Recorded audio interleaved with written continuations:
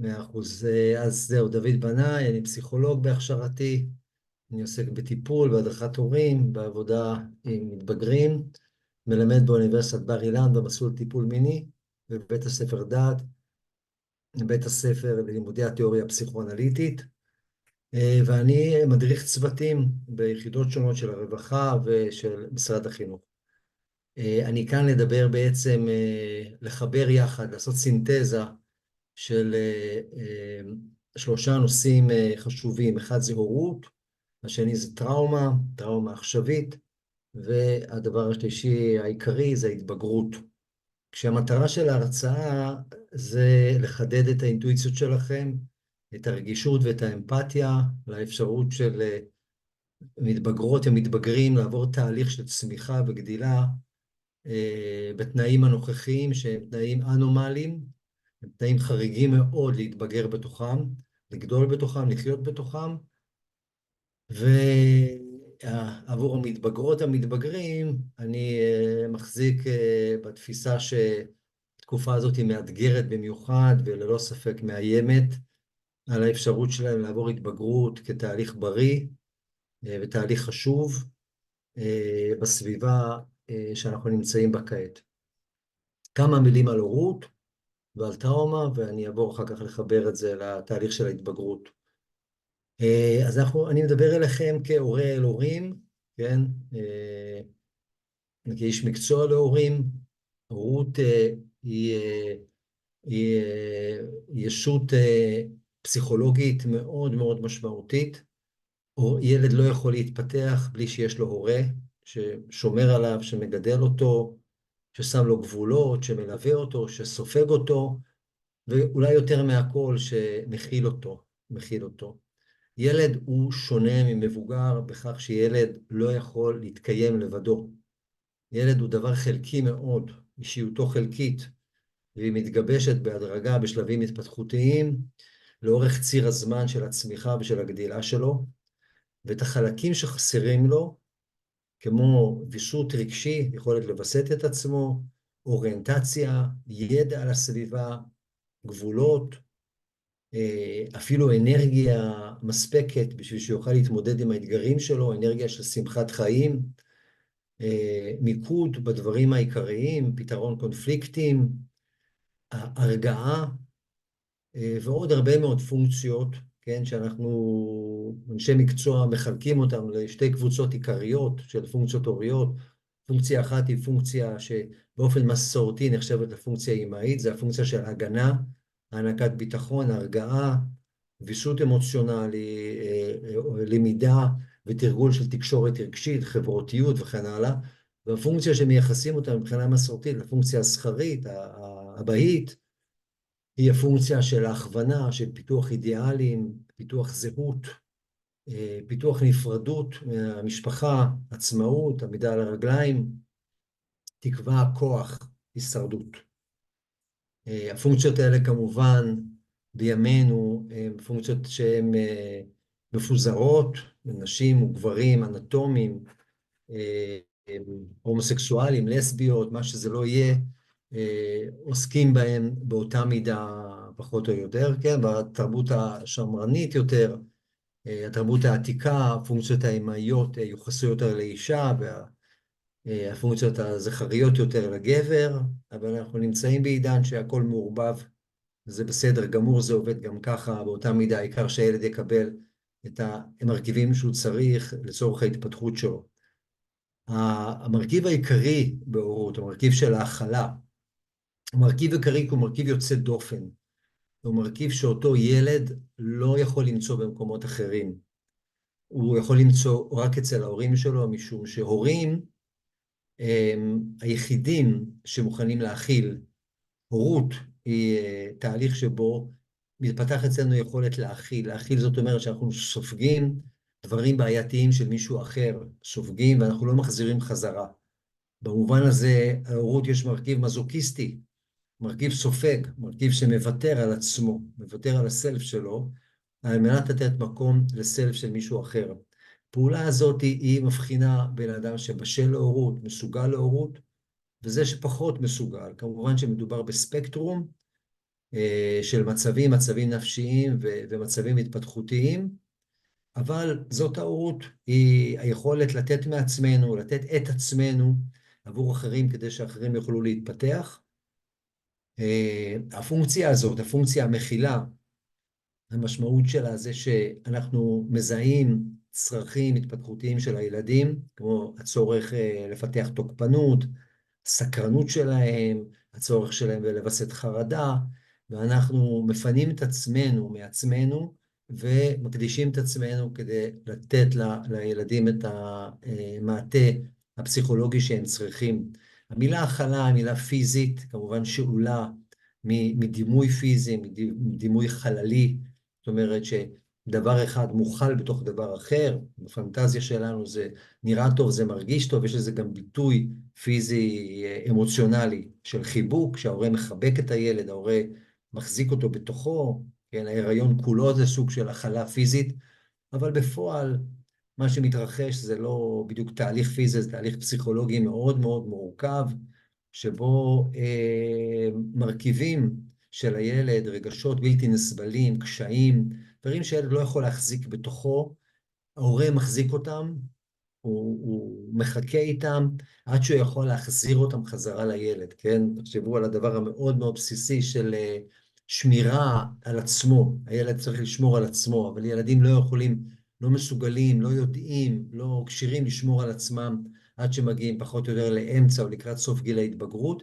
כמובן שככל שהם גדלים יותר, הם יודעים יותר ויותר לשמור על עצמם, אבל הילד שם את הפונקציה הזאת אצל ההורה, שם אותה בצורה מודעת ולא מודעת, ההורה מאכיל אותה, הוא מחזיק אותה, הוא לא מחזיר לו אותה, הוא לא אומר, את תשמרי על עצמך, נקודה. אני סומך עלייך שאת תסתדרי, בזמן שילדה עדיין לא כל כך יכולה להסתדר, זה משהו שההורה מחזיק אצלו, זה צורך ממנו אנרגיה, זה צורך ממנו זמן, זה צורך ממנו שעות שינה, לילות שהוא מחכה, אי שקט, אבל אם הוא הורה מסור ומספיק בשל, או היא הורה מספיק בשלה ומסורה, אז היא תוכל להחזיק את החרדה ואת ההטרדה, את ההפרעה הזאת לחיים האישיים, האגוצנטריים, על מנת לשמור על הילדים. עד שאפשר בשלב מסוים, וזה מה שקורה פחות או יותר באמצע או לקראת סוף גיל ההתבגרות, מחזירים את הפונקציה הזאת לילד, אומרים לו עכשיו, אחריותך, את צריכה עכשיו לשמור על עצמך ולהמשיך מכאן לבד. אנחנו עכשיו יועצים לעת מצוא, אנחנו לא מבטיחים שנהיה בכל רגע זמינים ובכל מצב, אנחנו נשתדל, אבל אחריות נמצאת בצד שלך. אז הפונקציה של ההכלה זה אותה פונקציה שמאפשרת בעצם לילד להתפתח, מאפשרת להורה וממצבת אותו במקום שהוא באמת מתפקד כהורה. היכולת של הורה להכיל, כלומר להיות שם עבור הילד, לסבול דברים שהילד עושה, להחזיק אחריות שהילד לא יכול עדיין להחזיק, למלא צרכים שהילד לא יכול עדיין למלא אותם. היכולת הזאת היא לא יכולת שנמצאת כל הזמן בשיא שלה. אצל אימא נורמלית, פונקציית ההכלה היא לפעמים עוצמתית מאוד, היא נמצאת בשיא שלה, שהאימא פנויה לחלוטין, מלאת אנרגיה, לתת את עצמה לילדים, לשעשע אותם, לשמח אותם, לדבר איתם, לעזור להם בשיעורי בית, להציב להם גבולות, להעיר אותם, לדאוג לזה שיעשו את מה שצריך, לתמוך בהם, לספוג את התוקפנות שמתבגרים, משפריצים ללא הרף בבית, ויש רגעים שהיכולת ההכלה היא מדרדרת. היא מדרדרת, והמכל, אנחנו אומרים באופן מטאפורי, נוצרים בו סדקים וקרעים, ופתאום חלקים שהאם צריכה להחזיק משפרצים החוצה בחזרה לילד, בצורה נגיד תוקפנות חוזרת שהיא לא במקומה, והעברת אחריות בטרם עת, והעברת ציפיות שהן מוגזמות וכן הלאה. הפונקציה של ההכלה היא משתנה מבוקר, בתוך 24 שעות, אם היינו יכולים לבדוק, למדוד את יכולת ההכלה של הורה נתון, היינו רואים שיכולת ההכלה איננה קבועה מהבוקר עד הערב, היא משתנה. זאת אומרת, זה מרכיב מאוד מאוד רגיש באישיות של הורים, זה מאוד מאוד תלוי במה? במצבם הפסיכולוגי. ככל שמצבנו הפסיכולוגי טוב יותר, אנחנו מבוסתים מבחינת חרדה, אנחנו ערניים, אנחנו פנויים טרדות וקונפליקטים פנימיים, אנחנו מסופקים מספיק, המרירות שלנו מטופלת בצורה נכונה, אנחנו משלימים עם תלאות החיים, כך אנחנו פנויים יותר לתת מעצמנו. ובגלל שהחיים אינם יציבים ומזמנים שינויים מבוקר עד ערב, משבוע לשבוע, משנה לשנה, אנחנו נעשים לפתע מוטרדים בנושאים אישיים, וההטרדה הזאת באה על חשבון הפניות שלנו כלפי הילדים. זאת אומרת, אנחנו גם כהורים, כל הורה שדורש מעצמו להיות הורה טוב, צריך גם להיות מאוד מאוד סלחני כלפי התנודתיות הזאת שהיא מצויה אצל כל ההורים. כמובן, באופן טבעי נוצרות סטיגמות, דעות קדומות, תפיסות, תבניות, מעין נרטיבים כאלה בתרבות על ההורים הטובים, כן? שהם כל הזמן נמצאים שם, כל הזמן נותנים מעצמם, מקדישים מעצמם, הם תמיד יצירתיים, תמיד יש להם רעיונות מה לעשות, ברגעים הנכונים, איך לנחם ילדים, איך לשכנע אותם לעשות דברים, איך לבלות איתם את החופש, איך להשכין שלום בין האחים והאחיות. ואלה כמובן מיתוסים, כי כל ההורים נאבקים, רוב המכריע של ההורים נאבקים תוך כדי משימת ההורות, במשאבים שלהם, ביכולת שלהם לתת, ביכולת שלהם להיות פנויים, וללא שום ספק, כל ההורים חשופים לרגעים שבהם יכולת ההכלה, המשאב הזה מידרדר, והם מרגישים מרוקנים, לא יכולים לתת את האיכות ההורית שהם יכולים לתת לפני דקה, לפני שעה, לפני חודש, לפני שנה. התקופה הזאת היא תקופה מאוד מאוד טראומטית על כל אדם שחי בישראל, וכל אדם שמספיק פנוי, כן, שלא סוגר את עצמו ואוטם את עצמו מכל הכיוונים, וחשוף בעצם למה שמתרחש איתנו. האירועים האלה הם אירועים שבלי שום ספק פוגעים ביכולת ההכלה שלנו, כיוון שהם מחרידים אותנו, כיוון שהם מזעזעים אותנו, כיוון שהם מטרידים אותנו, כיוון שהם מכניסים אותנו לקונפליקטים, כיוון שהם מכניסים אותנו לדילמות מוסריות, כיוון שהם מעוררים דאגה רבה מאוד וצער, כיוון שהם פוגעים בתקווה, ביכולת, בביטחון, בנחישות, והם בעצם מגייסים את כוחות האישיות לשקם את הפגיעות האלה. התהליך הזה של השיקום העצמי, שכולנו כעת נתונים בו, הוא ללא ספק בעל חשבון היכולת להכיל את הילדים באותו רגע.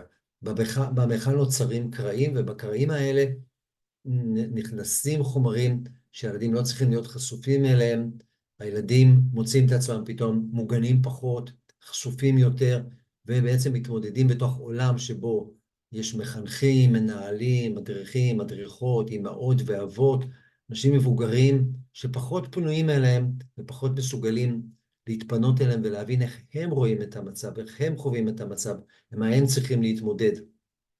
כמובן שהבעיה הזאת היא קריטית, כלומר, היא לא עניין קל לפתור אותו, כן? שאנחנו מוצפים ממשהו, אנחנו מוצפים ממשהו. זאת, ברגע זה האנרגיה שלנו נתונה להיאבק באיומים שמוטלים עלינו, ולא יקרה שום נס או קסם, אין שום תרופת פלא שפתאום תגרום לנו להיות פנויים מהחרדה הפנימית שלנו, או מהאי שקט, או מהייאוש, ולהופיע בפני הילדים, מלאים בתקווה, רגועים, מבוסתים, מלאים בביטחון, שהכל יסתדר ושהכל יהיה בסדר.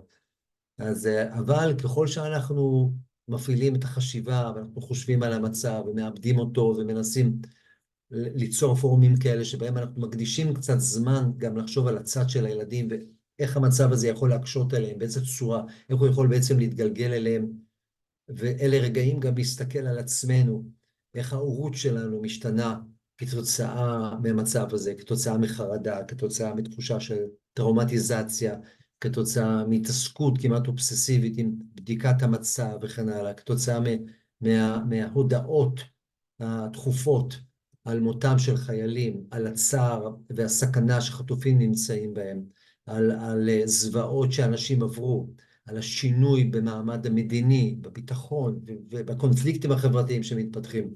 כל הדברים האלה, ככל שאנחנו מתבוננים בהם, איך זה משפיע בסופו של דבר על הקצה, על הממשק שלנו עם הילדים, זה יכול באיזושהי צורה לעזור לנו, המודעות הזאת, קצת לגייס כוחות כדי לבסט את הדברים.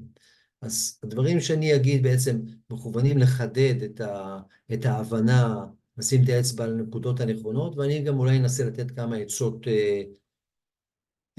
לקראת סוף הדברים, אם העצות האלה לא התעוררו כבר באופן אסוציאטיבי אצלכם כתוצאה ממה שאני אגיד.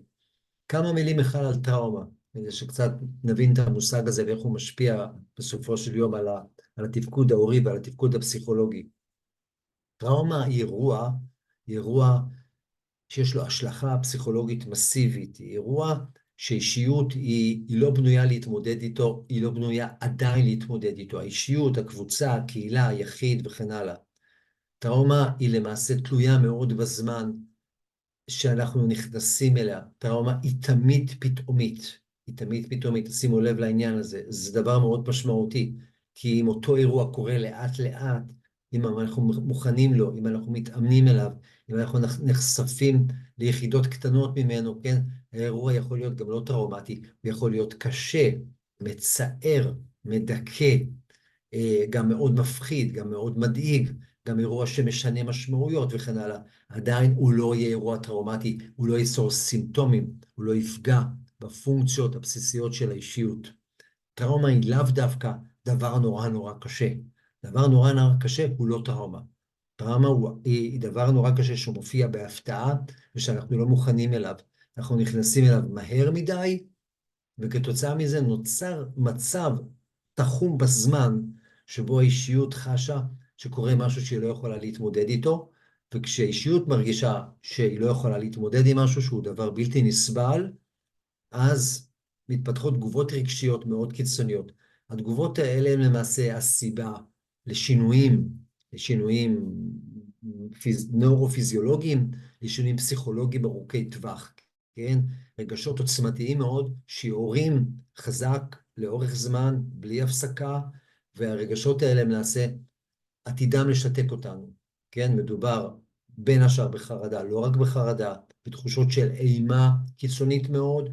טראומה, ככל שהיא קשה יותר, היא חודרת ליסודות האישיות.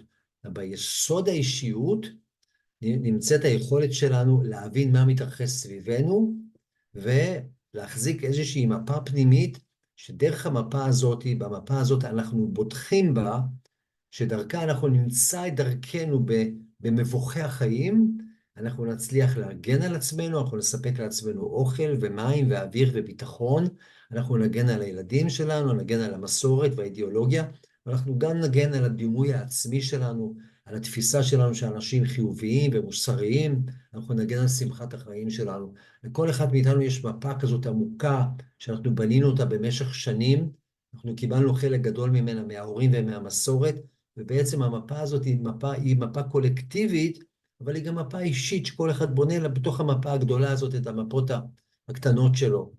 וטראומה היא לא רק מצב של חרדה, כן? למרות שנהוג הרבה פעמים לתאר אותה בצורה כזאת, רגש בלתי נסבל. אם אנחנו חווים לרגע רגש בלתי נסבל, וזה עובר, אחר כך אנחנו מתחילים מיד להתארגן עם זה. אבל כשהרגשות הקיצוניים האלה יוצרות קרעים במפות פנימיות שלנו, אנחנו מתעוררים אחרי כמה רגעים, או שעות, או ימים, או שבועות, לפעמים זה גם לוקח שנים ההתעוררות הזאת, למצב שבו אנחנו מרגישים שאנחנו פתאום לא מתמצאים בתוך העולם שלנו.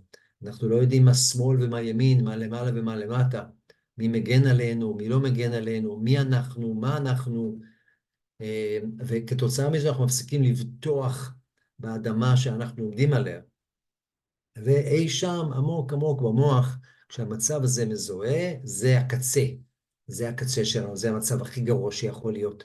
זאת אומרת, אין שמיים וארץ. שימו לב, ספר בראשית מתחיל בבריאת העולם. איך התחילה בריאת העולם? אלוהים עשה סדר בין אור לחושך, בין למעלה ולמטה, בין שמיים וארץ. ככה מתחילה התודעה, היא עושה סדר. שהסדרים האלה, בין אור לחושך, בין טוב לרע, בין בטוח ולא בטוח, בין הבית, האם הבית בפנים בטוח, האם הבית בחוץ בטוח, כן? האם הגבול בטוח, אם אפשר לסמוך על המפקד, אם אפשר לסמוך על אמא ועל אבא, מה המשמעות של אבא עבורנו. שהדברים האלה נפגעים כתוצאה מאירוע כזה או אחר, אז אושיות האישיות שלנו מתערערות, מתחיל להתפתח מצב טראומטי. מצב טראומטי מתבטא, הוא מתחיל בהטרדה אינטנסיבית מאוד, שמשתק את כל תפקוד אחר, כלומר, האישית לא יכולה לעשות שום דבר, לפני שהיא מטפלת במצב הזה. וכשההתארגנות לא מצליחה מספיק מהר, כן? המצב נמשך ונמשך, לא מצליחה להתארגן מספיק מהר, המצב הזה שבו יש ערנות ודריכות קיצונית מאוד ותגובה חרדתית, המצב השיתוק הזה מתמשך, האישיות לא מסוגלת להתמודד איתו, לא יכולה לעמוד בו. הוא מוביל לקטסטרופה, או יש תחושה שתכף הוא יוביל לקטסטרופה. ואז מתחילות הגנות כנגד המצב הטראומטי, שאותם אנחנו מכירים בעצם כמצב הפוסט-טראומטי. אוקיי? יש מצב טראומטי, זה אירוע עצמו, אנחנו נמצאים בתוך האירוע, דרוכים מאוד וכן הלאה, אנחנו עדיין לא יודעים איך נצא ממנו, כן? כשאנחנו מתקרבים לתוך מה שאנחנו קוראים מצב פוסט-טראומטי, זאת אומרת שאנחנו לא יכולנו להתמודד עם האירוע, לא מצאנו פתרונות נכונים, לא הצלחנו להדביק את המפות, לא הצלחנו למצוא את הדרך בתוך המבוך החדש שנוצר, כי משהו פיתל, משהו קשר, משהו חסם את הדרכים שבהם הלכנו עד כה. ואלה יכולות להיות דרכים מוסריות, אמוציונליות, קשרים עם אנשים, קשרים עם הגוף שלנו, קשרים עם האמונה שלנו, קשרים עם האדמה שלנו, קשרים עם השכנים שלנו, לא משנה מה שזה יהיה.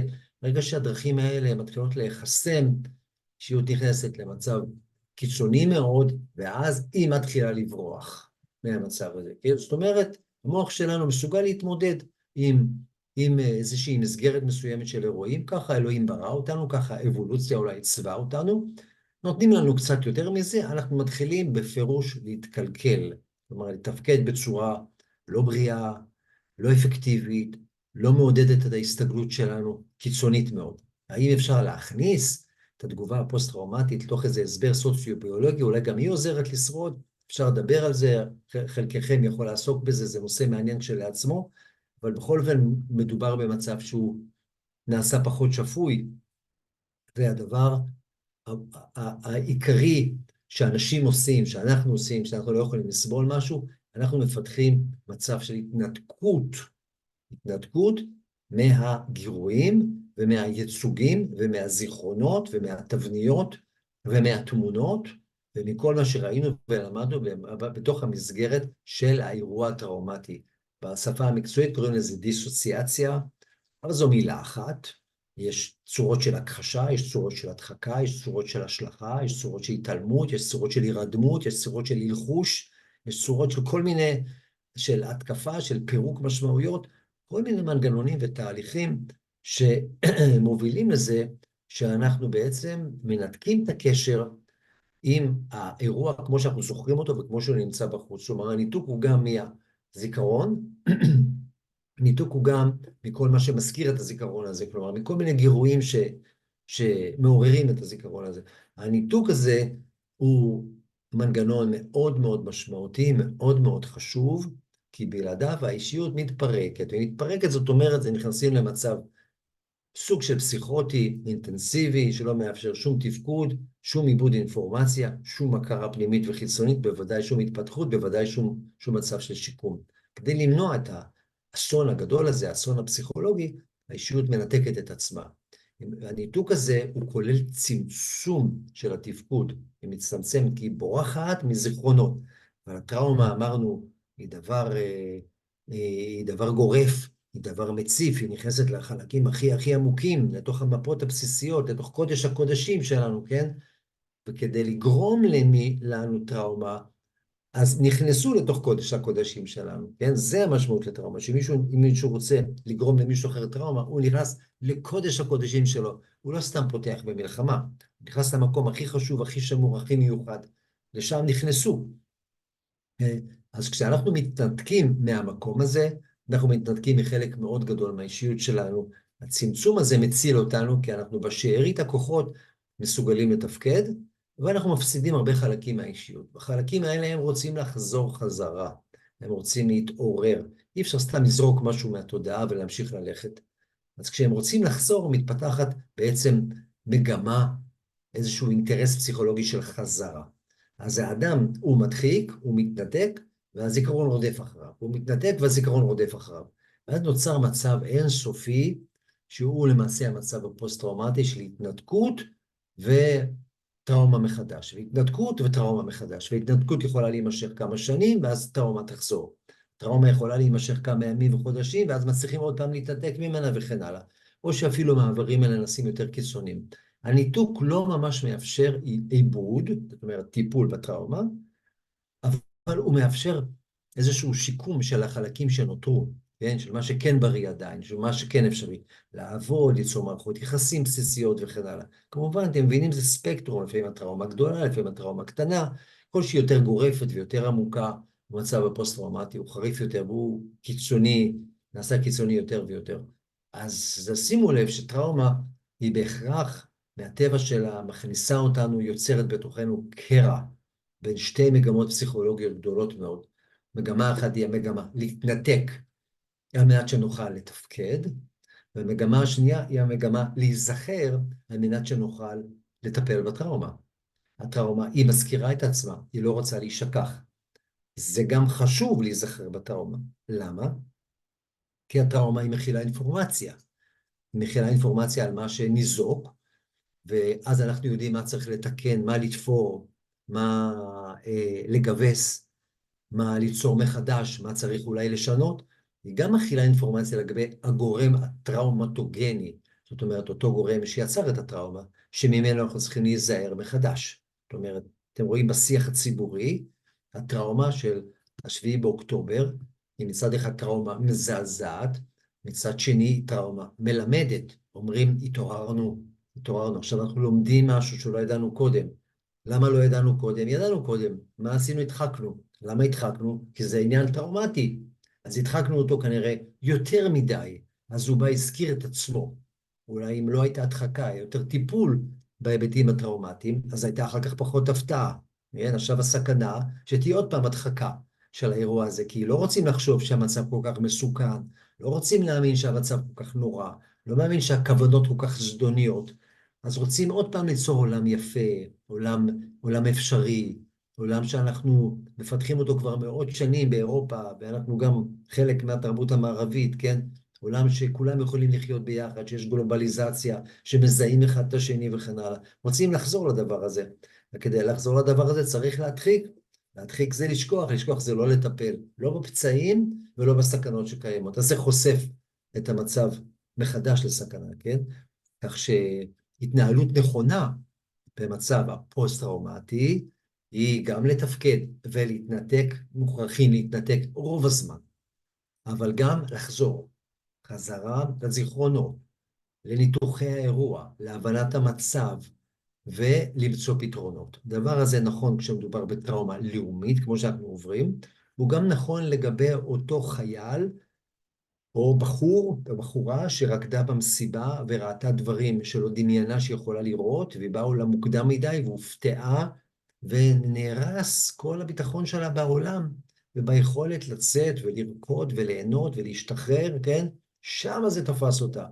היא חשבה שהיא יכולה, העולם הזה מאפשר את השחרור הזה, הוא כל כך בטוח שהוא מאפשר לשכוח, לעצום את העיניים ולרקוד ולרקוד ולרקוד עד הבוקר ולראות את הזריחה, ופתאום הוכח לה הנורא מכל, שאם היא עוצמת את העיניים, זה מה שמתרחש, כן? זה משאיר מצב טראומטי. אז היא צריכה לחזור מדי פעם למצב הזה, כדי להבין אותו, כדי לנתח אותו, כדי להרגיש אותו בנוכחות אחרים, מטפלים, אנשים תומכים, הורים, לחזור למצב הזה, בשביל איכשהו שהיא תצליח לכלוא אותו בתוך איזושהי סביבה אפיסטמולוגית, כן, חלל, זמן, אירוע וכן הלאה, כי אחרת מה שהמוח שלה יעשה, הוא יכליל את זה על כל עולמה.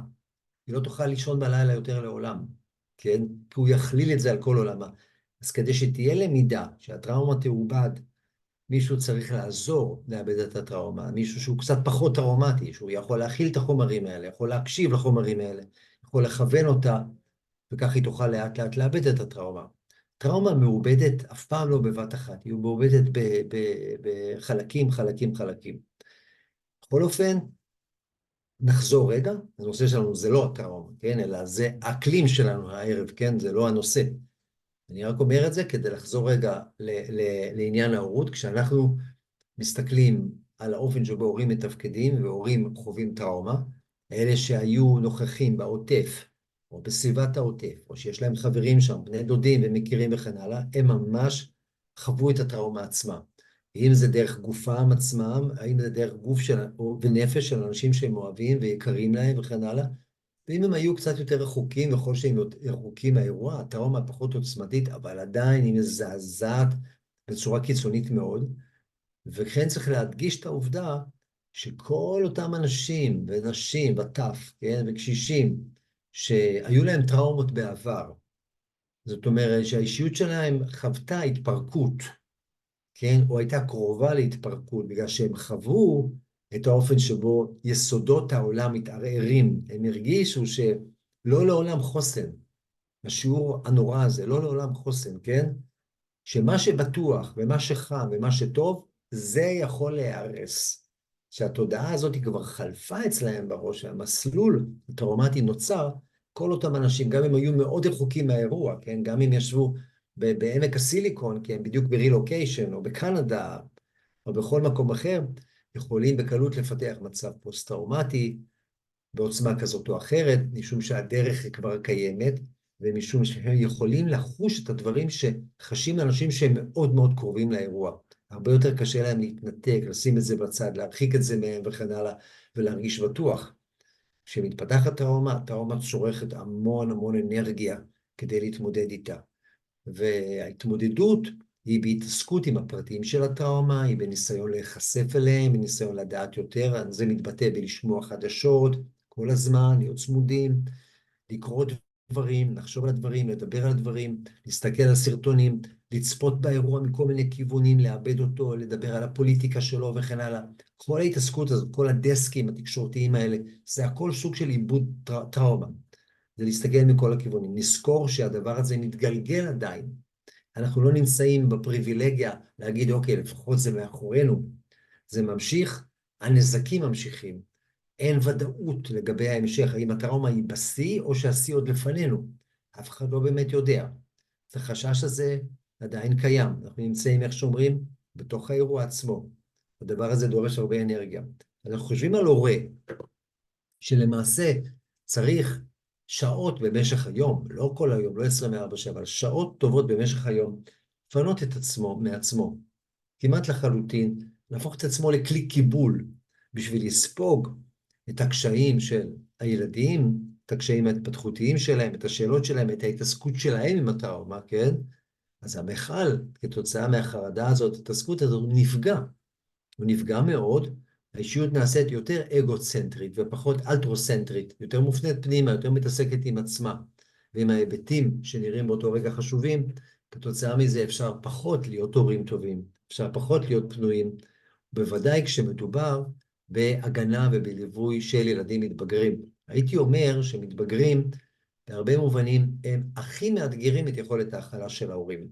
למרות שהם והן ילדות וילדים גדולים יותר, והם עצמאים יותר, ויש להם הרבה מאוד אינטרסים, הם דורשים פחות זמן של טיפול, לא מחליפים להם חיתולים, לא צריך לחמם להם את הבקבוק חלב, לא צריך לקחת אותם לגינת המשחקים, לא צריך למגלשה, לא צריך לרוץ לטיפת חלב, לא צריך לשבת על שיעורי בית אולי, במקרים הטובים, כן? אבל עדיין אנחנו מגלים שמבחינת האתגור של ההכלה, כלומר, מה זה האתגור של ההכלה? כלומר, כמה זה קשה, כמה משימת ההכלה היא אמנם קשה, כמה הילד מביא את ההורה אל הקצה שלו, אנחנו מגלים כשאנחנו עוסקים בהורות נורמטיבית, בהורות נורמטיבית, כלומר, בהורים שהם בריאים, שהם יציבים נפשית, שהם מבוסתים יחסית, שהמאמץ הכי גדול שהם יעשו יהיה עם הילדים שלהם בגיל ההתבגרות דווקא, ולא שהם תינוקות שלא נרדמים בלילה ויש להם כאבי בטן וכן הלאה, או פעוטות שהם מתרוצצים וצריך לשמור עליהם כל הזמן ויש להם כל רגע התקפי זעם, לא, דווקא בגיל ההתבגרות. כלומר, בגיל ההתבגרות הילדה והילד יביאו את ההורים למצב שהם יהיו על הקצה של לשבור את הכלים, להגיד, לא רוצה להיות אמא, לא רוצה להיות אבא, אני בן אדם, אני אכסח אותך בחזרה, לא תדברי אליי יותר בצורה כזאת. אם זאת הגישה שלך, אם בזה בחרת, אין לי שום קשר איתך. את מעליבה אותי ואת המשפחה שלי, ואת כל החינוך, ואת כל מה שנתנו לך, כן? זאת אומרת, ההורים בגיל ההתבגרות, למעשה נמצאים במבחן הכי קשה לאורך כל ההורות שלהם. ואז גם ההורים המאוד בריאים, כלומר, אנשים שהם רבועים, שהם בשלים, שהם למדו, שהם טיפלו בעצמם טוב, שהם פנויים, שהם מאורגנים יחסית רגשית, ומטפלים בילדים בכיף, וממש חיכו להם וכן הלאה. גם ההורים האלה, הילדים המתבגרים, לא כולם, אבל לפחות חלקם, יעבירו אותם לקצה, ממש לקצה, פתאום ההכלה היא לא מובנת מאליה, אני יכול להחזיק את זה, אני יכול להיות שם, או שאני שובר כלים. כשמדובר בילדים קטנים יותר, אז מכילים דברים פחות קשים. כלומר, שילד בן 4 אומר לאבא שלו מטומטם, או אבא קקי, או אל תדבר איתי, כן, או אני ברוגז איתך וכן הלאה, הוא לא מציית למה שאומרים לו, זה לא פשוט להתמודד עם זה, במיוחד אם זה מאוד אינטנסיבי, אבל עדיין הוא ילד בן 4, הוא קטן, כמה הוא כבר יכול להרביץ, מה הוא יכול לעשות, לאן הוא כבר יכול ללכת, הוא תלוי בהורים שלו, כן? ואם הדבר הזה לא מעורר בהורה אסוציאציות יוצאות דופן, אז ההורה יאסוף את עצמו ויוכל להתמודד עם זה יחסית. אבל כשאותו ילד הופך להיות סוס גדול, בן 15 וחצי, והוא מרים ככה את הראש מול אבא שלו ואומר לו, תעשה משהו, תעז לעשות משהו, אני אעשה מה שאני רוצה, אני לא שואל אותך, אני אעשן, אני אשתה אלכוהול, אני אצא, אני אחזור מתי שאני רוצה, תקרב אליי, אני הולך למשטרה, אני אגיד שהרבצת לי. זה כבר סרט אחר לגמרי, אבא אומר, הופה, יש לי כאן אויב, זה לא ילד הדבר הזה, זה לא ילד, זה אויב, הוא מסוגל באמת להזיק לי, הוא יכול לעשות לי בושות, הוא יכול לסבך אותי, כן? אני כמובן מתאר אמירה קיצונית, כן? ויש כל מיני אירועים כאלה ואחרים בגיל ההתבגרות, גם אם זה לא נראה ככה, שמותחים אותנו, ההורים, לקצה שלנו, מעוררים חרדה מאוד מאוד קשה, כי הילדים באמת מסוגלים לפגוע בעצמם, והם מסוגלים להיפגע כתוצאה מסיכונים שהם לוקחים, מעוררים תחושה של אובדן אמיתי, כשהם מפסיקים להיות ילדים, מפסיקים להביע אותה זיקה תלותית, חמה ונעימה שילדים מביעים כלפי ההורים שלהם, נעשים באמת מעליבים שהם רואים בנו את כל הדפקטים, ונעשים מאוד ביקורתיים, אבל ביקורתיים על אמת, על דברים שבאמת הם תופסים אצלנו, כן? ומצמידים אותנו להכיר עם כל מיני הערות מאוד מאוד קשות, מעוררים קינה אמיתית, כי הם כבר לא ילדים, זה לא שהם אוכלים גלידה ואנחנו מקנאים בהם או מקנאים בזה שהם ישנים כמו תינוקות. אלא אולי כבר הם עושים, יש להם יחסים חברתיים כיפיים, אולי הם משוחררים מאוד, הם הולכים למסיבות, כן? אין להם את עול הפרנסה, הם אופטימיים בצורה מטורפת, לעתים קרובות, כן? אז כבר בני אדם שנוקטים עמדות מעוררים גם קנאה אמיתית, כן? הם גם מעליבים, יכולים להעליב בצורה אמיתית. כלומר, הרגשות של ההורים בגיל ההתבגרות נעשים רגשות אמיתיים, כבר אי אפשר, אין את המרחק הזה שעושה שמקל על היכולת להכיל, שאתה אומר, אוקיי, זה ילד קטן, אז עכשיו מדובר במתבגרת. אנחנו גם אומרים, לא, אבל היא מתבגרת, אבל היא כבר נראית אישה קטנה. היא גם מתנהגת ככה, היא גם יכולה לדאוג לעצמה, מנהלת את הכספים שלה, היא יוצאת ובאה, היא מסתדרת, ופתאום היא נותנת לאמא איזה משפט עוקצני כזה, משפילה אותה, מורידה אותה למטה. זה אירוע שהרבה יותר קשה להתמודד איתו. יש תחושה שכל הילדות בעצם מאמנת את ההורים כדי להתמודד עם הקשיים שלהם בגיל ההתבגרות. מדוע המתבגרים כל כך סוערים? מדוע הם כל כך פרובוקטיביים? מדוע הם כל כך מרדניים? כמובן, יש ספקטרום. יש מתבגרות ומתבגרים שעושים את זה בקלות, יש מתבגרות ומתבגרים שעושים את זה בצורה מאוד מאוד קשה. אלה בריאים, אלה בריאים. בתוך הספקטרום הבריא לחלוטין, הנקי מכל פתולוגיה, כן? יש תהליכים פשוטים עבור ההורים, מתבגרים לא עושים הרבה בלאגן, והם גדלים ומפתחים עצמאות ונפרדות וכן הלאה, ויש אירועים מאוד מאוד קשים שהם עדיין בריאים לחלוטין. למה אלה ככה ואלה ככה, זה דבר שאולי אני אגיד תכף, אבל גם שההתבגרות היא מאוד מאוד קשה, עדיין היא התבגרות בריאה. מה שקורה בגיל ההתבגרות הוא תהליך אמיתי.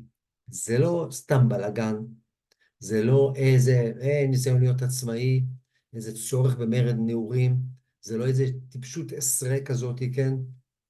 בגיל ההתבגרות מתפתח אחד התהליכים המשמעותיים ביותר בחיים של בני אדם.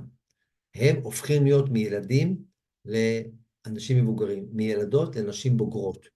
הם בוחרים את הזהות שלהם, הם בוחרים את הסגנון שלהם, הם בוחרות את החברות שלהם, הם בוחרות את המקצוע שהם ירצו לעשות, הם בוחרות את האזור שבו הם רוצות לגור, הם בוחרות את השפה שבה הם ידברו, הם בוחרות את האידיאולוגיה שלהם, והם נעשות ונעשים עצמאיים, ובוודאי לומדים לווסת את החרדה שלהם, ולווסת את הדיכאון. כלומר, בעצם להיפרד מההורים. בעצם בגיל ההתבגרות, הילדים לוקחים מאיתנו את הפונקציות האחרונות שאנחנו עוד צריכים לספק להם.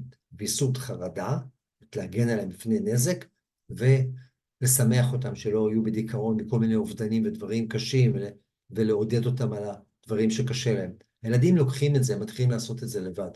והתהליך הזה הוא לא מתרחש ככה מעצמו, זה לא שינוי במוח. זה ממש לא שינוי במוח. יש שינויים במוח שהם מאוד מאוד קריטיים בשביל שגיל ההתבגרות ייווצר, אבל זה לא שינוי שקורה במוח, זאת למידה. כי אנחנו רואים שמתבגרות ומתבגרים לא מבצעים את התהליך הזה, הם לא לומדים ולא מצליחים להגיע להישגים האלה. והלמידה הזאת מתרחשת דרך פרקטיקה. ברגע מסוים מתפתחת אצל המתבגרת אינטואיציה להיפרד מההורים שלה. הדבר הזה קשור בעניינים פיזיולוגיים, בהורמונים שמתפתחים אצלה, במיניות, בקושי שלה להכיל את המיניות בתוך הבית, כן?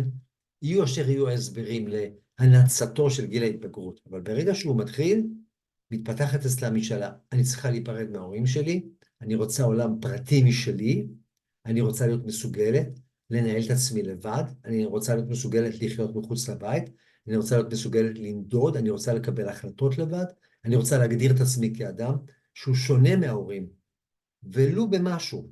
אני רוצה לדעת שאני המצאתי את עצמי. להמציא את עצמי, זאת המשימה של גיל ההתבגרות. אחרי שמתבגרת ממציאה את עצמה, היא יכולה לגלות, ואתם יכולים לגלות, שהיא שכפלה קופי, 100% את אמא שלה. אותו דבר בדיוק כמו אמא שלה, אבל היא עדיין התבגרה. ואיך היא עשתה את זה?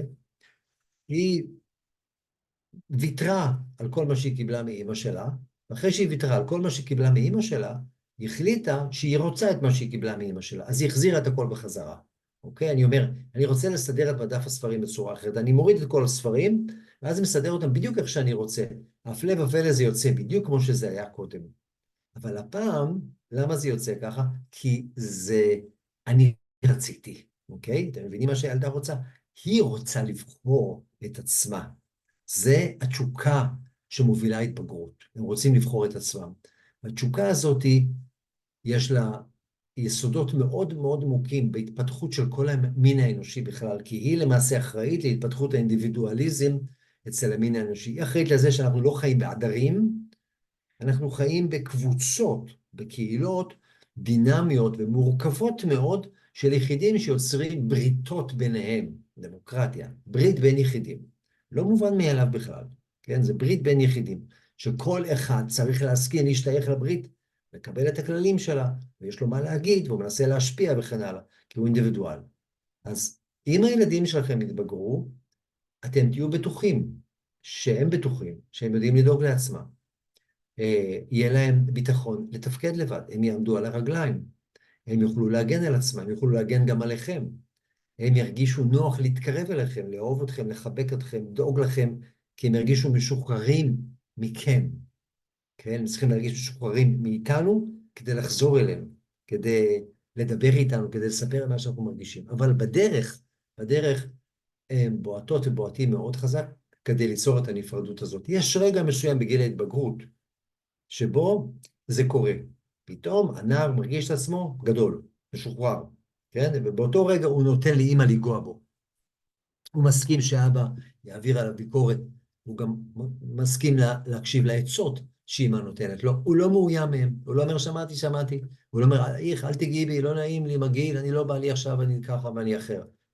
למה? כי זה יותר לא מאיים עליו, כי הוא יודע שיש לו את עצמו, אוקיי? עכשיו, זה כמובן מצב אוטופי, מה שאני מתאר כאן.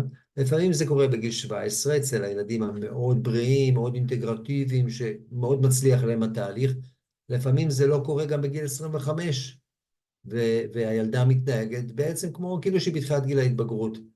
לא משתפת, לא מספרת, מתרחקת, אי אפשר לתת לה חיבוק, היא מרגישה מאוד מאוימת שאומרים לה משהו, קשה מאוד להתיידד איתה, הגנתית מאוד, היא מאוד הגנתית, כן? עדיין עסוקה אני מתחילה כאן, אתם נגמרים שם, אני אקבע, אני אעשה, אל תגידו לי מה לעשות וכן הלאה.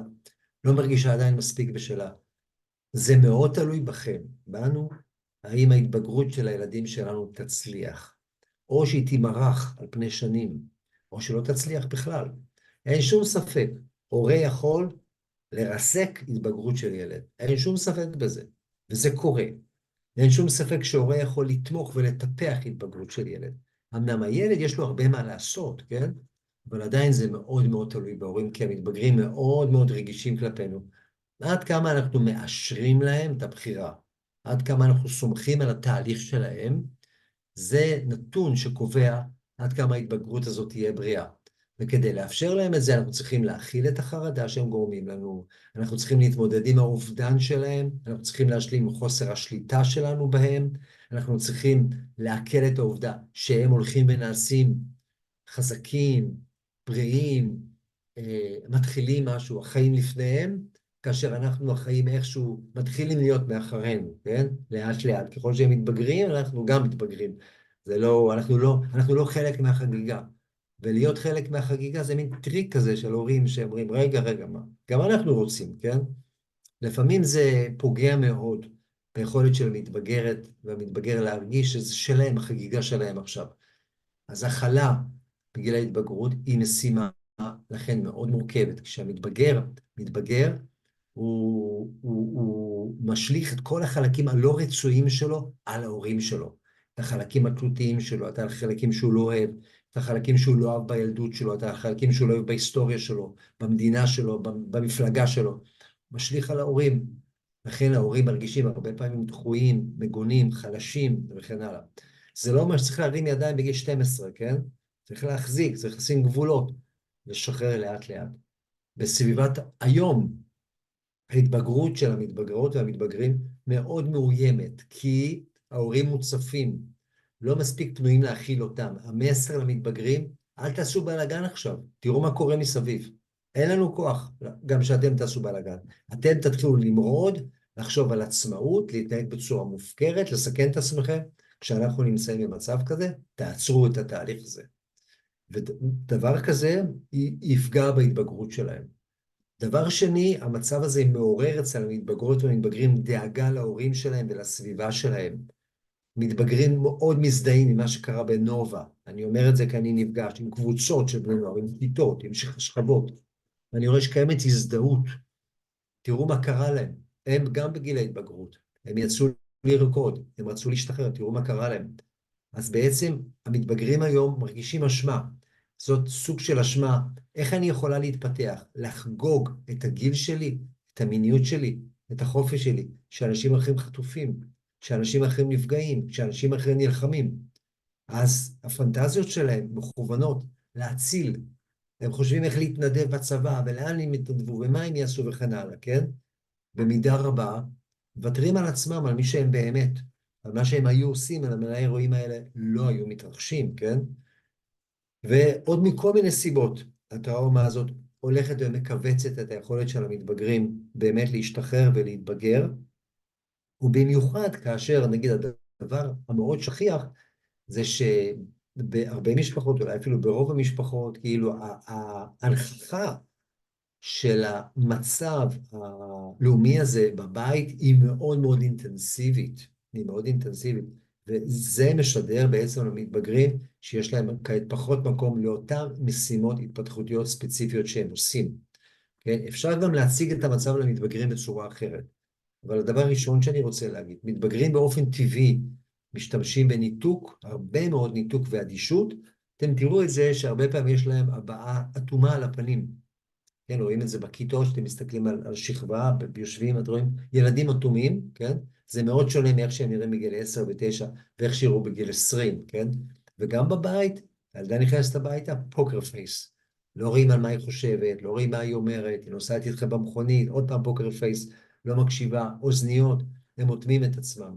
הם אוטמים את עצמם גם בלי שהמדינה תשרף, והמדינה נשרפת. אז עכשיו על אחת כמה וכמה. חלקם מנסים לברוח, להתנתק ממה שמתרחש, וזה מעורר שאלות אצל ההורים. האם לאפשר את זה?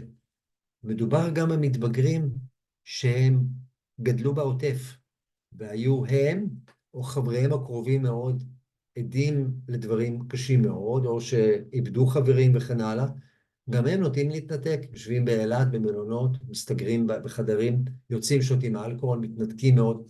איך מתייחסים לתופעה הזאת, כן? או לחליפין, שמתבגרים מתעסקים בצורה אינטנסיבית מאוד עם החומרים הטראומטיים. עכשיו, מזווית ראייה התפתחותית, אי אפשר להתבגר בלי התנתקות. משימת ההתבגרות היא דורשת מיקוד מאוד מאוד אגוצנטרי בלפתח את המיניות, ולפתח את הזהות, ולפתח את הביטחון העצמי. אלה משימות מאוד אגוצנטריות, ולכן התבגרות היא מצב אגוצנטרי, זה נכון. לא נעים למי שנמצא ליד מתבגרים, אבל זה נכון. הם עסוקים בעצמם. ברגע זה, בשלב הזה, 4, 5, 6 שנים, 10 שנים בחיים, לא יכולים לתת הרבה מעצמם. הם יכולים למלא משימות בבית, כן? הם יכולים לפעמים להיות באיזה רגע של נחת ולתת מעצמם לאחים הקטנים. אבל גם אם לא, זה דבר נורמלי. לכן, הדבר הראשון שאני רוצה להגיד, צריך לאפשר למתבגרים להתבגר, להדחיק, להתנתק, להיות אדישים, לשים את הדברים האלה בצד. אנחנו המבוגרים, התפקיד שלנו לטפל במצב הזה. כל אחד עושה את העבודה שלו, כמו שהוא יודע, כמו שהוא משובץ, כמו שהוא מתנדב, כמו שהוא מסור וכן הלאה. זה לא תפקיד של מתבגרים. רוצים להתנדב, התנדבו. לא רוצים, משוחררים לעצמם. מחכה להם המדינה והצרות שלה בשנים שהם יגדלו, שהם יתגייסו, אחרי שהם ישתחררו, הם לא יתגייסו, שהם יתחילו לעבוד וכן הלאה. הם יוכלו לתת מעצמם. זה לא גיל שהם באמת יכולים לתת מעצמם. אם כי מתבגרים, גם מצד שני הם סקרנים, והם גם מבועלים מהמצב הזה, וצריך לאבד איתם את החומרים האלה, כן? אז ככל שקיימת מגמה כזאת, שהמתבגרת או המתבגר, הם בוחרים להתעניין, הם בוחרים לשאול שאלות, הם בוחרים לפתח עמדות עצמאיות, לנקוט עמדות עצמאיות ביחס למצב, אלו דברים שצריך מאוד מאוד לעודד, כלומר, הוא מתבגרת ומתבגר היום. מה זה אומר לאבד את הטראומה הזאת? אני עכשיו רגע לא מדבר על מתבגרות ומתבגרים שעברו טראומטיזציה בעוטף, ממש, או מסביב העוטף, או שקשורים לזה, כי זה עניין הרבה יותר עמוק ומקצועי, ושם חלק מהילדים, הילדות שלהם נגמרה, וההתבגרות שלהם נגמרה, וזה תהליך התפתחותי מיוחד מאוד, זה אי אפשר לדון בו, כמו שאני דן עכשיו בהתבגרות בכלל בארץ, כן? אבל מתבגרים כדי להתמודד עם הסיטואציה הזאת, הם צריכים לפתח עמדה אישית כלפיה. כלומר, צריך לעזור להם לדבר על הדברים, להביע עמדות, להביע חוות דעת, להיות בקשר בלתי אמצעי עם גורמים אינפורמטיביים, כן? ואם את הילדים בתקופת בית ספר היסודי, אנחנו מאוד מגינים עליהם, כן? לא חושפים אותם למהדורות חדשות, ולא חושפים אותם לסרטונים, ושומרים על מה שהם רואים במסכים וכן הלאה. הרי המתבגרים, אנחנו מאפשרים להם חשיפה, אין לנו גם שליטה בחשיפה. כוונתי מגיל 15 ומעלה. אין לנו שליטה בחשיפה, אבל אנחנו צריכים לעודד אותם, להוציא החוצה, לדבר על הדברים, כאשר אנחנו נמצאים שם כדמויות מכילות, לא כסובייקטים של שיחה, כמו שעושים עם בן או בת ה-25 או 30, אלא אנחנו מקשיבים טוב איך הם תופסים את הדברים, מה מפחיד אותם, מה הם סימני השאלה, באיזה אופן התקווה והאמונה שלהם מתערערת כתוצאה ממה שמתרחש. אנחנו כמקשיבים אקטיביים עוזרים להם לבנות תפיסות, ואנחנו מחמיאים להם מאוד, הן בהקשבה והן בהתעניינות, על היכולת שלהם לייצר את חוות הדעת האישיות שלהם, גם אם הן סותרות את מה שאנחנו חושבים ומאמינים בו, גם אם לא נעימות לנו, גם אם זה נשמע לנו מאוד מאוד ימני, גם אם זה נשמע לנו מאוד מאוד שמאלני. אלה מתבגרות ומתבגרים, הם רק מתחילים לחשוב עכשיו, הם רק מתחילים לנקוט עמדות, כן? וגם מסתבר, כשהורים נכנסים לעימותים סביב אידיאולוגיה קיצונית של מתבגר, ברוב המקרים והמכריע הוא יקצין עוד יותר את האידיאולוגיה שלו. אז אנחנו כן צריכים להקשיב לדברים, להבין את ההיגיון שלהם, אנחנו יכולים לשאול שאלות מבהירות וכן הלאה. השיחות האלה מפרגנות מאוד לילדים שמרגישים שכן, הם כבר מסוגלים לחשוב, לנקוט עמדות עצמאיות ולאבד את החומרים הפנימיים שלהם. כמובן שמתבגרות ומתבגרים שנראים, שסובלים מחרדה וטראומה, דברים שעוצרים את ההתפתחות החברתית שלהם, את הלמידה, את התעסקות שלהם בתחביבים, את היכולת שלהם להיות בשקט עם עצמם, צריכים להיחשף לטיפול פסיכולוגי, או אנחנו להדרכת הורים, שקצת תעזור לנו, לעזור להם לשקם את המכל, כדי שנוכל להכיל אותם מחדש. אני מסיים כאן את הרצאת הדברים, נגעתי טיפה בכל דבר, אני מקווה שהסינתזה נתנה משהו, אני אסתכל בצ'אט לגבי שאלות, יש לנו כמה דקות להתייחס, אז אתם מוזמנים לעלות, אני תכף אראה, אושרת, יש לנו כן. צ'אט? אתה רוצה ללכת אחורה ובעצמך או שאני אקפיץ לך? לא, לא, זה בסדר, אני רואה, אני אלך אחורה.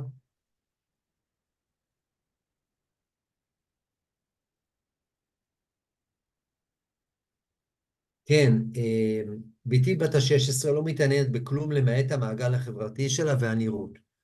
כולם מזדהים, כולם מזדהים איתך או איתך, אין ספק בזה. לכל הורה שני יש ילד אטום, סתום, מצומצם, מדורדר, פרימיטיבי, שלא לא ברור איך נעלמה כל האינטליגנציה שלו בגיל ההתבגרות. כן, זה חלק מהעובדה שמתבגרים ממוקדים במשימות מאוד מאוד ספציפיות, כמו להשתלב חברתית בתוך הקבוצה המקומית שלהם, כן? להבין מה הערכים, להבין מה השפה. הם זורקים החוצה המון המון חומר. עכשיו, החומר הזה מחכה להם, כן? האינטליגנציה הרחבה, האינטרסים היותר רחבים. ובגיל ההתבגרות הם מתכנסים לפעמים למשהו מאוד מאוד צר, ולפעמים זה נראה מאוד מאוד אווילי. אבל זה תהליך בריא, זאת סוציאליזציה. הילדה עסוקה בלהיות חברותית, בלא להיות לבד. ולמה היא דואגת לזה? כי עוד מעט הולכת לעזוב אותנו, אז היא לא רוצה להיות ברחוב, היא רוצה שיהיו לה חברות, היא צריכה להבין את האופנה, היא רוצה שיסתכלו עליה, היא יודעת שהנראות זה השפה. ואנחנו לא יכולים להגיד לה, לא, לא חמודה, זה רק הנפש, זה לא חשוב איך שנראים. כשבעצם אנחנו חיים והבאנו אותה לעולם שהנראות בה היא דבר מאוד משמעותי. צריך לגמרי לכבד את זה, אי אפשר להילחם בזה, כן? עכשיו, זה לא שמתבגרות ומתבגרים לא יכולים לשקוע לתוך אוויליות ולא לצאת ממנה. זאת מלכודת, מטריאליזם, שטחיות, אבל אבל הדרך כאילו למנוע אותה מלהגיע למצב הזה היא לא למנוע או לחסום, בוודאי לא לזלזל בשום אופן במה שהם עושים. צריך להעריך, צריך לפרגן, כן? אם הילדה עסוקה כל היום בלק ג'ל, תתפעלו מהלק ג'ל שלה, בגלנס ובכל הדברים האלה. אבל בואו תנסו לפתוח את הראש לדברים אחרים, בלי לזלזל במה שהיא עושה. זה צריכים להיות דברים קרובים, לא לרוץ יותר מדי מהר למעלה. פשוט להוסיף דברים נוספים, ובעיקר, אם לא רוצים שהיא תהפוך להיות חומרית מאוד ושטחית, לתת הרבה אהבה. כי מה שגורם לאנשים להיות חומרניים ושטחיים, זה היעדר אהבה. הם מחפשים את הנחמה שלהם בדברים חומריים. האם ילדה שסובלת בחרדות ופוסט-טראומה כבר 9 שנים לא רוצה להכיר עד היום שיש לה בעיות? יש אפשרות לשנות את הגישה ולעזור לה להבין שהיא צריכה עזרה? אה, כן, יש שתי אפשרויות. כאילו, כאן מדובר בטכניקה של גיוס לטיפול. א', עקשנות, עקשנות, להיות יותר עקשנים ממנה, כן? מותר ללחוץ, להציק, ממש להביא לאיזושהי כניעה, לא בלחץ, לא באלימות, לא ליצור מצוקה, אבל עד שהיא לא תוכל יותר, תגיד, בסדר, אני מוכנה לראות מטפלת פעמיים, אבל לא יותר מזה. אז כבר הגענו להישג. אפשרות נוספת זה ללכת יחד איתה לטיפול. בהתחלה קצת בכוח, כן? שוב אני אומר, זה לא אלימות, זה סוג של עקשנות מטרידה. היא תאשים אתכם ותגנה אתכם ותגיד שאתם חופרים ונמאס לכם, היא לא מאמינה לאף אחד. לא נורא, לא נורא, שתבוא יחד איתכם. אז זה משהו משפחתי ככה, לדבר על הדברים, ולפעמים מתוך שלא לשמה יבוא לשמה, משהו ייתפס. ובסופו של דבר, אני תמיד חושב על ילדה כזאת, יש איזו מטפלת מדהימה שתצליח ככה ליצור איתה קשר. מי זאת אני לא יודע, כן? צריך לחפש אותה. זה עניין של גישה. אולי הבעה ויצירה, אולי משהו, טיפול במים, אולי ציור, אולי מישהי שתבוא הביתה וכן הלאה. אולי דווקא הפסיכיאטר יצליח ליצור איתה קשר. אנחנו מחפשים את הנתיב כל הזמן. ברור שהיא צריכה, ואני אומר גם שברור שהיא רוצה. כי הבנות האלה, אני רואה, ברגע שנוצר איתם קשר, הן לא עוזבות את הטיפול. כן, הן ממש נדבקות, כי יש המון צורך. אבל ברגע זה, מה יש לה בראש? איזה פסיכולוגית מיובשת כזו ששואלת אותה שאלות משעממות ומשפילה אותה על זה שהיא סובלת בסימפטומים. זאת אומרת, זה הפנטזיה, זה לא שזה ככה. אבל אולי גם הייתה לה חוויה כזאת, שהיא פירשה אותה בצורה כזאת. לא לוותר, בשום אופן לא לוותר. תודה על המחמאות. מתי זה קורה שהילדים יכולים להביא את ההורה לקצה? מה אני כמורה יכולה לעשות על ילד על מנת להקל על הילד? מתי זה קורה שהילדים יכולים להביא את ההורה לקצה? תראו, ככל שהילד, את החלק השני של השאלה, אני לא אענה כי לא הבנתי, אבל ככל שהילד הוא יותר סובל מעצמו, יש לו רגשי נחיתות, הוא מרגיש תלותי, הוא מרגיש מאוים, הוא מרגיש ריק, הוא מרגיש שהוא לא מצליח, הוא נהיה יותר קשה עם ההורים שלו. כי הוא מרגיש שהוא נסחף בחזרה לרחם, וזה מפחיד אותו מאוד. אז הוא שונא את ההורים, הוא רוצה שהם גם הם ישנאו אותו, כדי שייווצר ניתוק. והניתוק הזה מפחית את החרדה מההיבלעות, וזה הדבר הכי חשוב בגיל ההתבגרות. העיקר לא ליפול לתוך הביצה שקוראים לה אימא. לא ליפול חזרה לתוך הביצה הזאת, להתנתק. אז האלימות והתוקפנות והפרובוקציה עדיפים להם מאשר החרדה לאבד את המובחנות שלהם ואת הנפרדות שלהם. ולכן, כשילדים מביאים אותנו לקצה, אנחנו זוכרים שהם במצוקה. ותמיד אומרים, מה קורה להם עכשיו? איך אנחנו נוכל לעזור להם? אם מתייחסים לזה ככה באמפתיה, אתם מוצאים פתאום את הדרך להקל על הילד, ואז זה גם מקל עליכם. האם זה אומר שהיא מתבגרת לא בעניין של לימודים?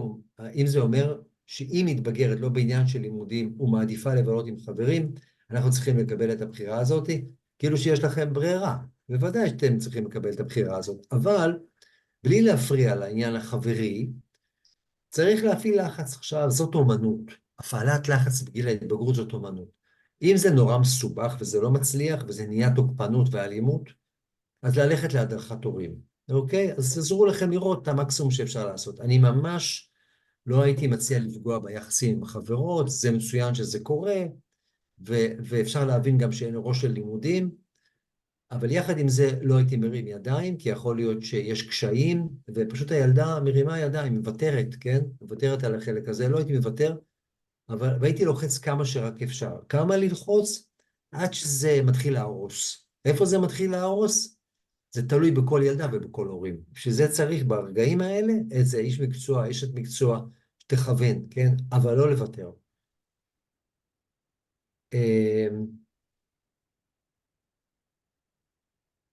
איך ההורים יכולים לעשות את ההתבגרות שלהם טובה ולהרים אותם?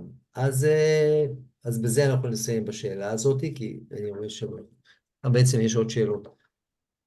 איך אתם יכולים? אז ככה זה על רגל אחת, כן? ועל רגל אחת זה מאוד חשוב לתת להם פרטיות, לתת להם שקט, לתת להם לחיות. אחד, לתת להם לחיות. דבר שני, לשים להם גבולות. שמור עליהם, לא לתת להם לעשות יותר ממה שהם מסוגלים להתמודד. אם הם לוקחים משהו שהם לא מסוגלים להתמודד איתו, לעצור אותם שם. יש התנהגות מסכנת, זאת אומרת, הילד זורק את עצמו למקום שהוא לא בשל, שהוא יהיה בשל בעוד 2 אבל עכשיו הוא לא בשל, לעצור את זה, לעצור את זה בכל הכוח שאפשר, שלא גורם נזק. ודבר שלישי, להמשיך עם התקשורת, לדבר איתם, להגיד להם דברים, להגיד להם איך אתם רואים את הדברים, לשאול אותם מה שלומם, לפנק, ולפנק זה מאוד משמעותי. מתבגרים הרבה פעמים, כל מה שהם משאירים לנו זה בסוף רק לפנק אותם. הם לא נותנים שום גישה, אבל את הגלידה שהם אוהבים, ואת הסלט שטעים לה, ובלי הרבה קלוריות, אז היא שמחה לקבל את זה. אז זה גם דרך להגיע ללב. כלומר, החובה שלנו כהורים, זה שהילדים ירגישו כל הזמן, אנחנו איתם, לא משנה מה הם עושים. לא משנה מה הם עושים, אנחנו איתם. בהתחלה ובסוף ובאמצע. באיזה גיל צריך לנסות למנוע את החשיפה לפורנו ולחסום דרך האינטרנט? למנוע חשיפה לפורנו עד גיל 14, בין 14 ל-15. בכל מחיר למנוע. פילטרים, בקרת הורים, פמילי לינק, כל מה שצריך, רימון, למנוע. זה טראומטי, פורנו טראומטי. יש שלב מסוים שהילד הוא נהיה מיני, הוא שם, והוא מתחיל לצרוך את זה בגלל המיניות שלו. ואז אי אפשר להפריע. זאת אומרת, אי אפשר לחשוב וכן הלאה, זה נחשב להיכנס להם לתחתונים.